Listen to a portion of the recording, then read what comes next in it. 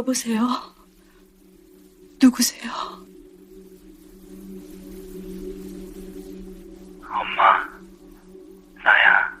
수혁아. 탈북 후 7년 만에 받은 전화.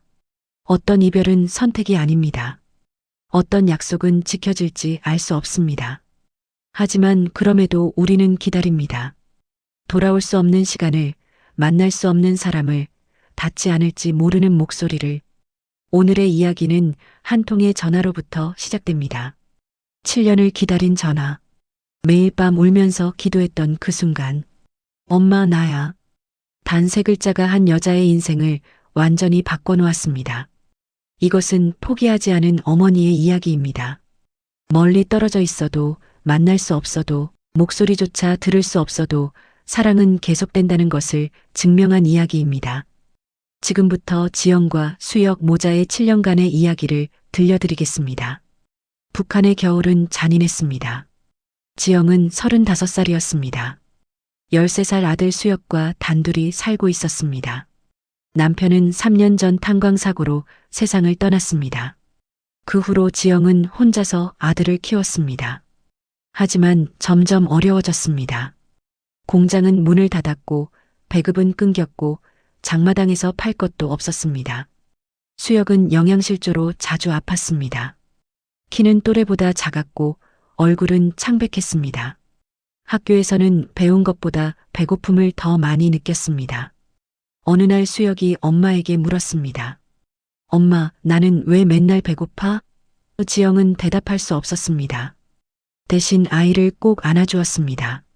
그날 밤 지영은 결심했습니다. 더 이상 이곳에 있으면 수혁이 죽을 것 같았습니다. 남한으로 가야 합니다.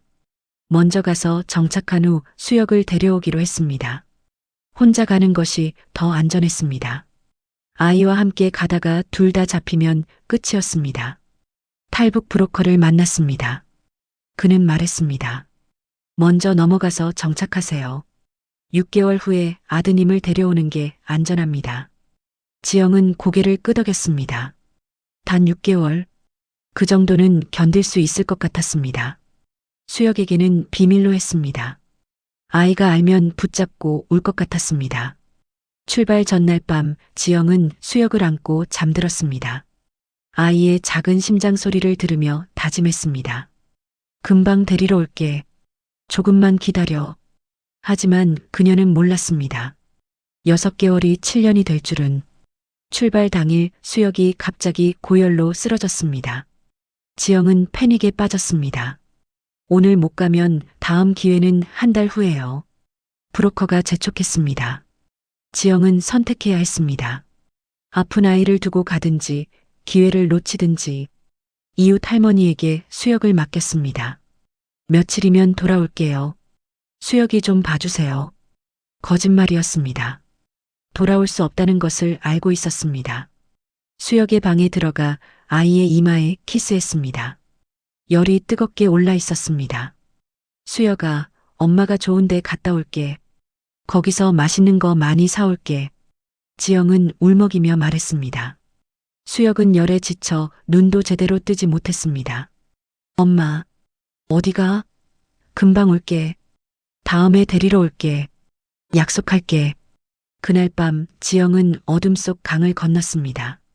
발밑에 얼음이 삐걱거렸고 총소리가 멀리서 들렸습니다.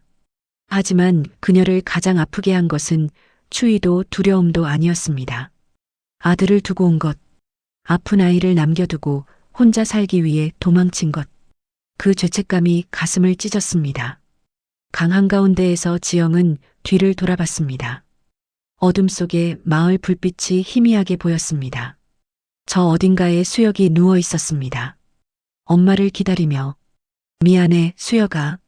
엄마가 꼭 데리러 갈게. 눈물이 뺨을 타고 흘렀지만 발걸음은 멈추지 않았습니다. 중국 땅에 발을 디딘 순간 지영은 무릎을 꿇고 울었습니다. 아들과의 이별은 선택이 아니었습니다.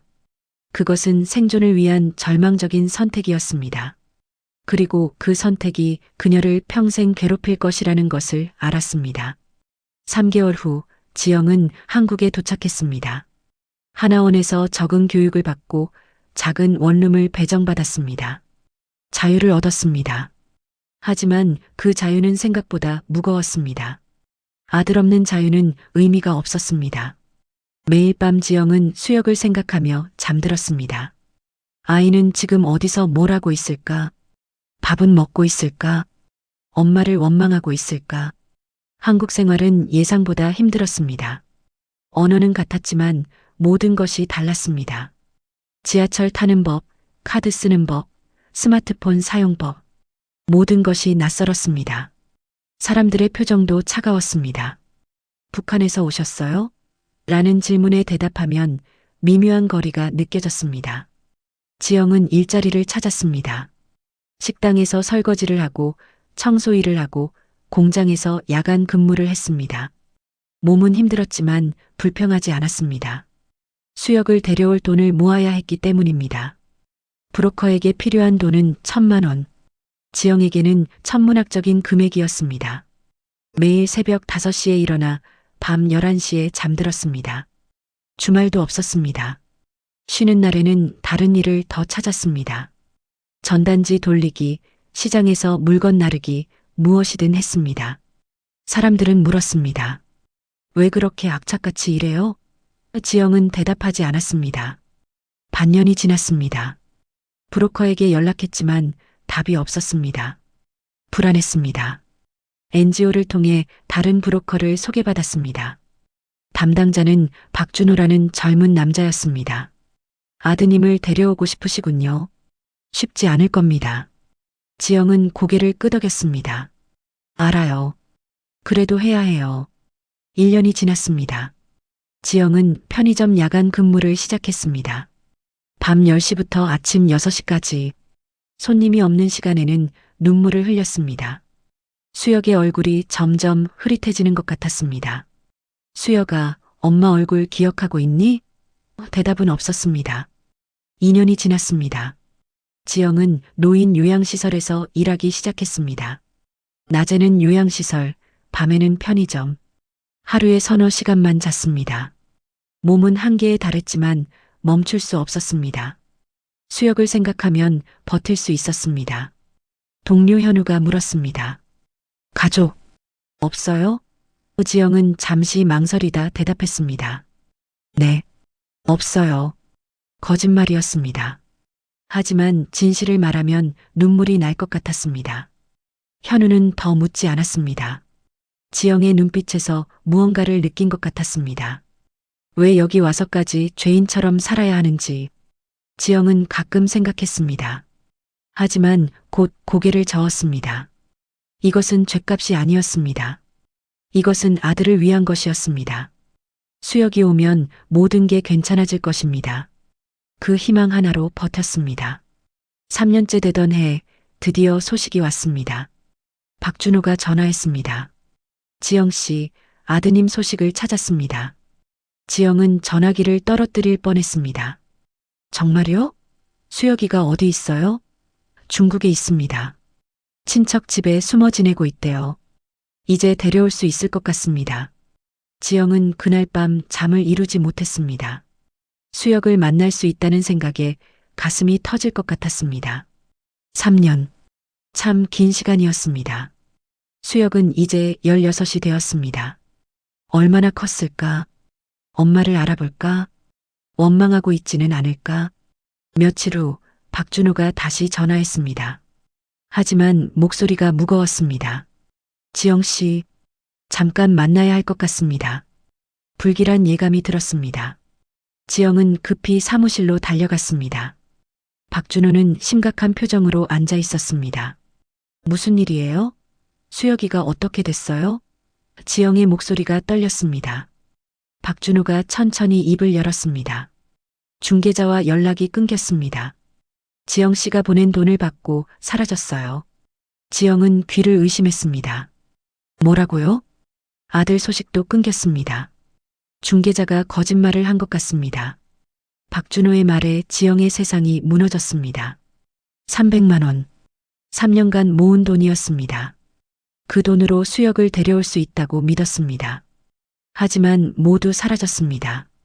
지영은 탁자에 주저앉아 울었습니다. 소리내어 울부짖었습니다. 수혁아, 미안해. 엄마가 미안해. 박준호는 아무 말도 하지 못했습니다. 이런 일이 처음은 아니었습니다. 탈북자들을 속이는 사기꾼들이 많았습니다. 하지만 지영의 절망을 보는 것은 고통스러웠습니다. 한참을 운 후 지영은 고개를 들었습니다. 눈은 퉁퉁 부어 있었지만 눈빛은 변하지 않았습니다. 다시 시작할게요. 돈 다시 모을게요. 다른 방법을 찾아주세요. 박준호는 놀랐습니다. 지영 씨, 또 속을 수도 있어요. 상관없어요. 저는 포기할 수 없어요. 그날 이후 지영은 더 미친 듯이 일했습니다. 하루에 2~3시간만 자고 나머지 시간은 모두 일했습니다.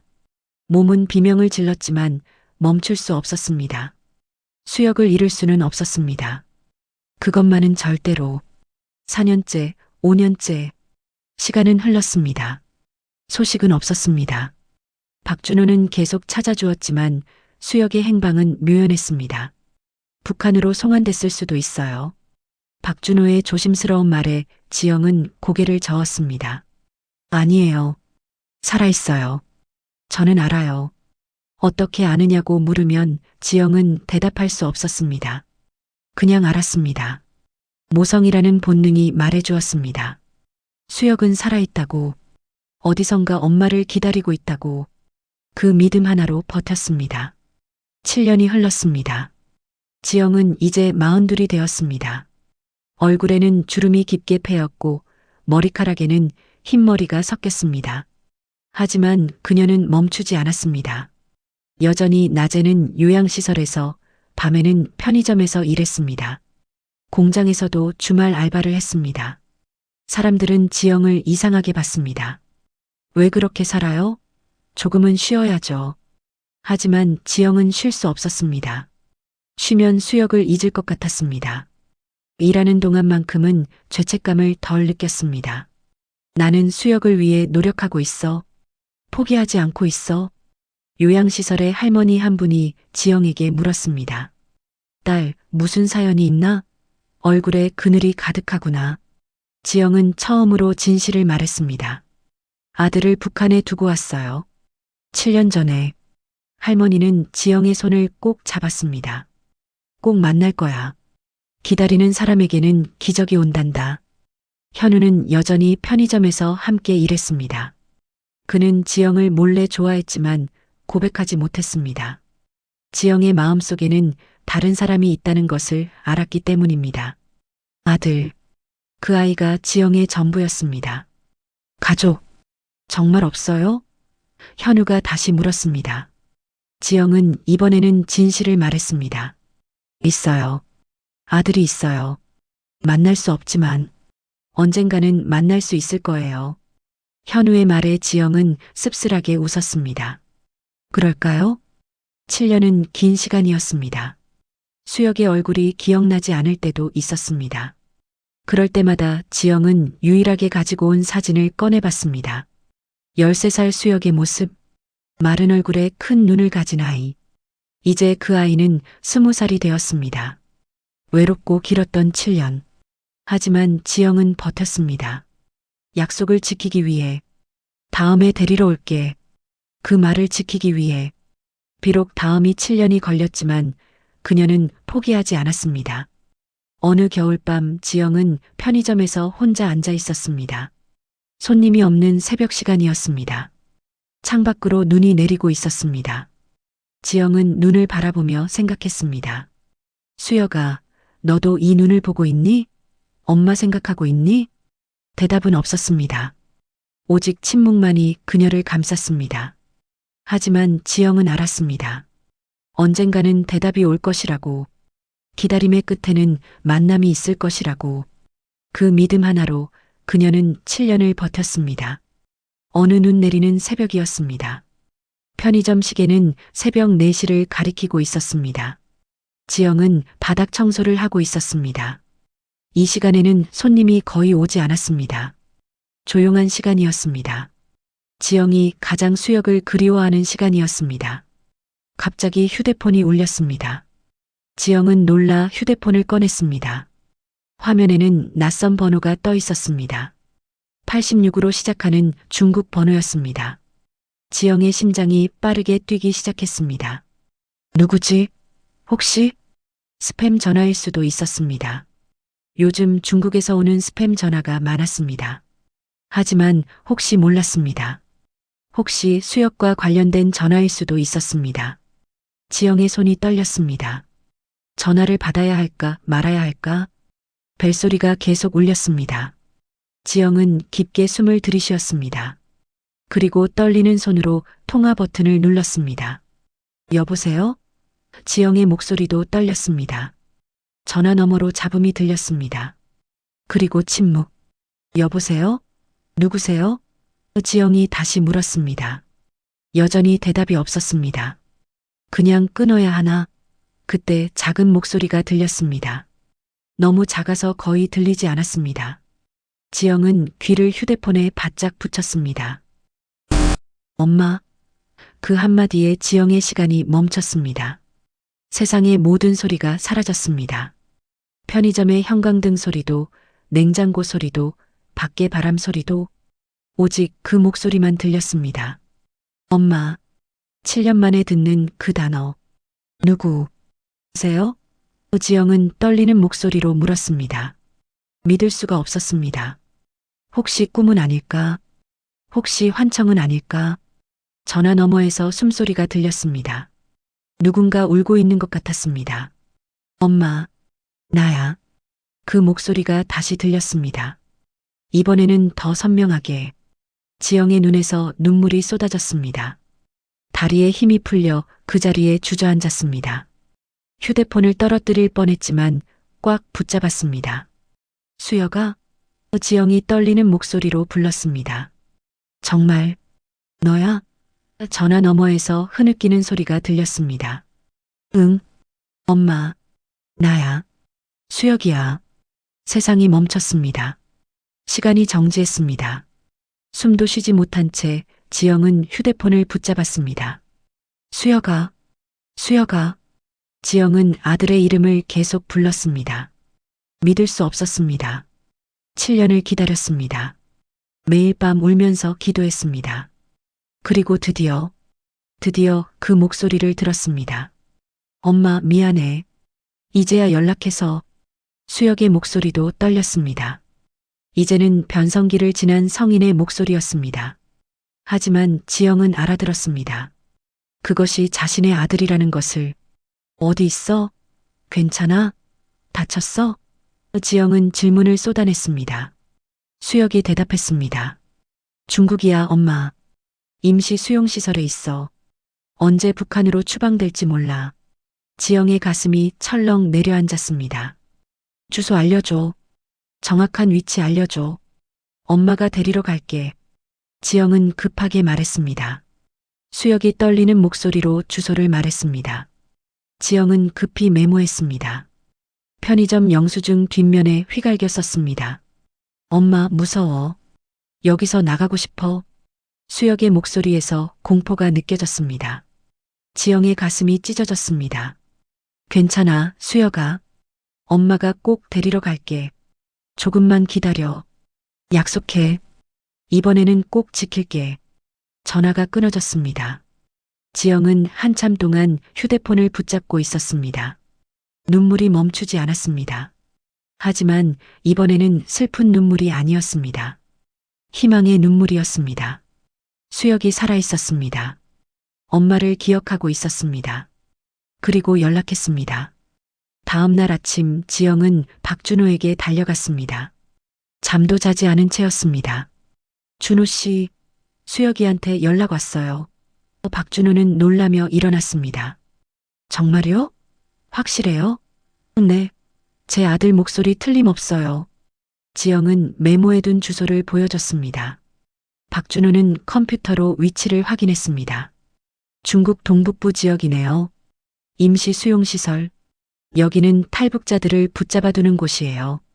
북한으로 송환하기 전에. 지영의 얼굴이 창백해졌습니다. 그럼 빨리 구해내야 해요. 박준호는 고개를 끄덕였습니다. 방법은 있습니다. 하지만 그가 말을 멈췄습니다. 지영이 재촉했습니다. 하지만 뭐예요? 말해주세요. 돈이 많이 듭니다. 최소 1,500만 원 정도.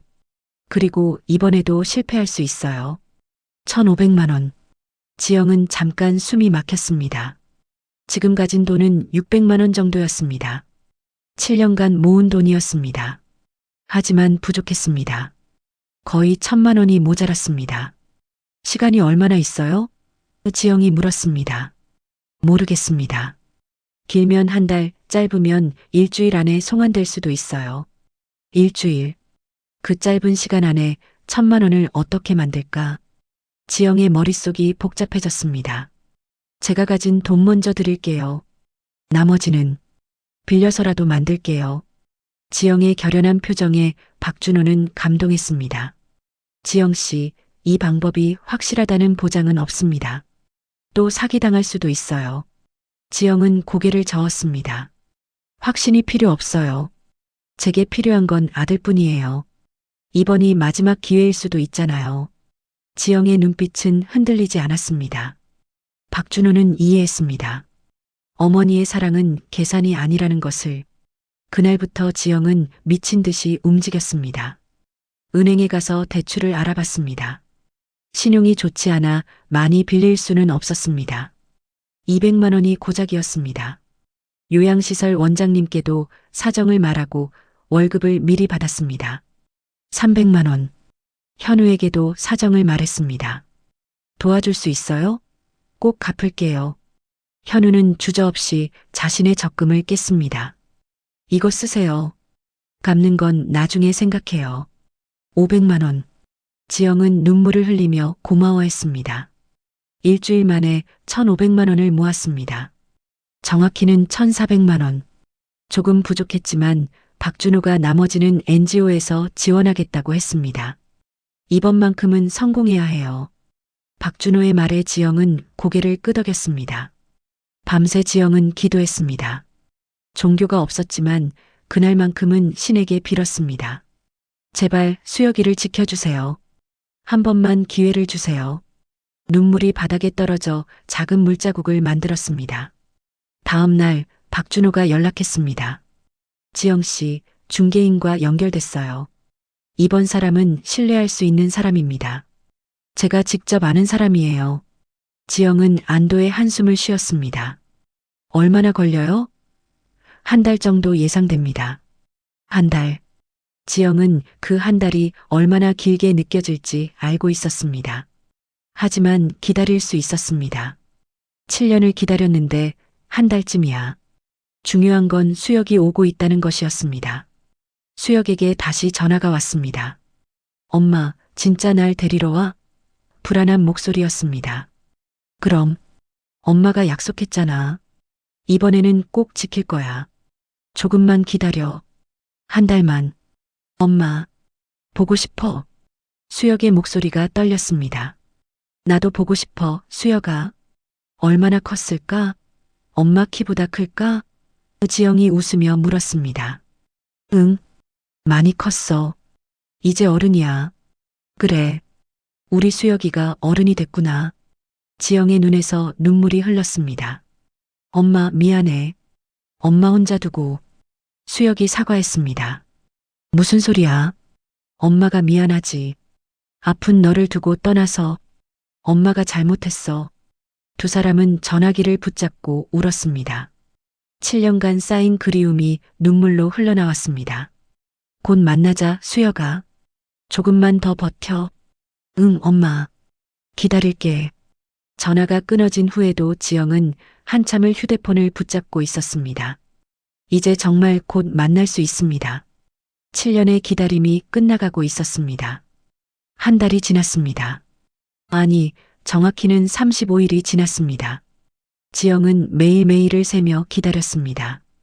박준호는 중간중간 연락해서 진행 상황을 알려줬습니다. 잘 진행되고 있어요. 조금만 더 기다리세요. 하지만 기다림은 고통이었습니다. 매일 밤 지영은 악몽을 꿨습니다. 수혁이 북한으로 끌려가는 꿈, 다시는 못 만나는 꿈. 꿈에서 깨면 온몸이 땀으로 젖어 있었습니다. 그럴 때마다 휴대폰을 확인했습니다. 혹시 연락이 왔나? 요양시설 할머니가 걱정했습니다. 딸, 얼굴이 왜 그래? 아파? 지영은 고개를 저었습니다. 괜찮아요. 그냥 피곤해서요. 하지만 몸은 한계였습니다. 잠을 제대로 자지 못했고 밥도 제대로 먹지 못했습니다. 40일째 되던 날 박준호에게서 전화가 왔습니다. 지영 씨, 아드님이 중국을 출발했습니다. 일주일 후면 한국에 도착해요. 지영은 그 자리에 주저앉았습니다. 믿을 수 없었습니다. 정말로 오고 있었습니다. 정말요? 거짓말 아니죠? 지영의 목소리가 떨렸습니다. 네, 확실합니다. 이번에는 제가 직접 확인했어요. 아드님 사진도 받았어요. 보내드릴까요? 네, 빨리요. 잠시 후 사진이 도착했습니다. 20살 수혁의 모습이었습니다. 지영은 사진을 보며 울었습니다. 마른 체격, 깊어진 눈빛. 하지만 분명 자신의 아들이었습니다. 수혁아, 많이 컸구나. 지영은 사진을 쓰다듬었습니다. 일주일이 남았습니다. 지영은 수혁을 맞이할 준비를 했습니다. 집을 청소하고 수혁이 잘 방을 꾸몄습니다. 침대도 새로 샀고 이불도 새 것으로 준비했습니다. 옷도 사두었습니다. 수혁의 사이즈를 대충 가늠해서 냉장고에 음식을 가득 채웠습니다. 수혁이 좋아하던 음식들, 김치, 된장찌개, 제육볶음, 과일도 샀고 과자도 샀습니다. 수혁이 오면 배불리 먹이고 싶었습니다. 7년간 못 먹인 밥을 한꺼번에 보상해주고 싶었습니다. 현우가 찾아왔습니다. 지영 씨, 축하해요. 아드님 오신다면서요? 지영이 환하게 웃었습니다. 현우는 처음 보는 지영의 미소였습니다. 7년간 한 번도 보지 못한 밝은 표정이었습니다.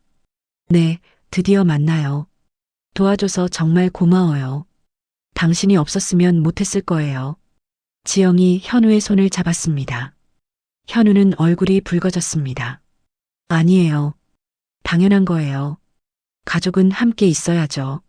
지영은 고개를 끄덕였습니다. 맞습니다. 가족은 함께 있어야 했습니다. 드디어 그날이 왔습니다. 공항으로 가는 날, 지영은 새벽부터 일어나 준비했습니다. 옷을 갈아입고 화장도 했습니다. 7년 만에 하는 화장이었습니다. 거울 속 자신의 모습이 낯설었습니다. 늙었습니다. 하지만 눈빛은 살아있었습니다. 박준호가 함께 공항으로 갔습니다. 떨리시죠? 지영은 고개를 끄덕였습니다. 너무 떨려요. 나를 알아볼까요? 많이 늙었는데. 알아볼 거예요. 엄마는 엄만걸요. 박준호의 말에 지영은 안심했습니다. 입국장 앞에서 기다렸습니다. 수많은 사람들이 문을 열고 나왔습니다. 지영은 한 명 한 명 확인했습니다. 수혁이는 안 보였습니다. 심장이 빠르게 뛰었습니다. 손은 땀으로 젖었습니다. 그때 문이 다시 열렸습니다. 그리고 한 젊은 남자가 나타났습니다. 마른 체격, 짧은 머리, 큰 가방을 메고. 지영은 그 순간 알았습니다. 수혁이었습니다. 자신의 아들이었습니다. 시간이 멈췄습니다. 지영과 수혁은 멀리서 서로를 바라봤습니다. 7년이라는 시간이 그들 사이에 흘렀습니다. 지영은 눈물을 흘리며 앞으로 걸어갔습니다. 수혁도 걸음을 옮겼습니다. 점점 빨라졌습니다. 그리고 마침내 두 사람은 만났습니다. 말이 필요 없었습니다. 지영은 수혁을 끌어안았습니다. 수혁도 엄마를 꼭 안았습니다. 두 사람은 공항 한가운데에서 울었습니다. 주변 사람들이 쳐다봤지만 신경 쓰지 않았습니다. 7년간 쌓인 그리움이 눈물로 쏟아졌습니다. 엄마. 수혁이 떨리는 목소리로 불렀습니다. 엄마. 정말 엄마야. 지영은 아들의 얼굴을 쓰다듬었습니다. 그래, 엄마야. 우리 수혁이. 수혁의 얼굴은 완전히 달라져 있었습니다. 이제는 성인이 되어 있었습니다. 하지만 눈빛은 그대로였습니다. 엄마, 나 데리러 오는데 왜 이렇게 오래 걸렸어? 수혁의 목소리에는 원망이 섞여 있었습니다. 지영은 고개를 숙였습니다. 미안해. 정말 미안해. 엄마가 무능해서. 아니야, 엄마. 수혁이 엄마를 더 세게 안았습니다. 엄마가 날 버린 줄 알았어. 정말 그렇게 생각했어. 근데 수혁이 말을 잇지 못했습니다.